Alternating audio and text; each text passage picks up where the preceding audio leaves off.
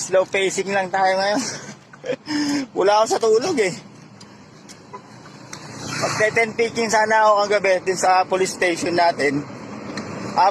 Police outpost natin yan sa junction.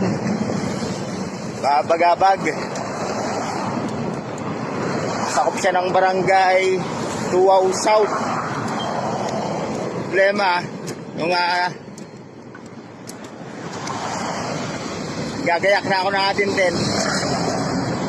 Yung stick niya nawala. Tama siguro yung narinig ko kahapon nung umakit ako dyan sa mga matatarik na akyatin dyan sa Gadi.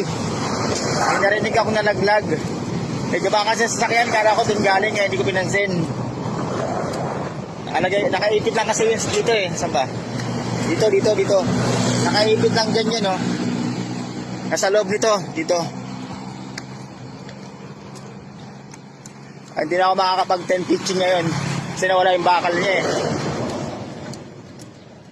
Puro hamok tayo. Duyan.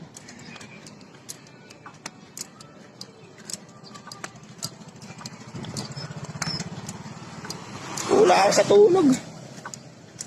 Kaya slow pacing na yung lakad ko. So,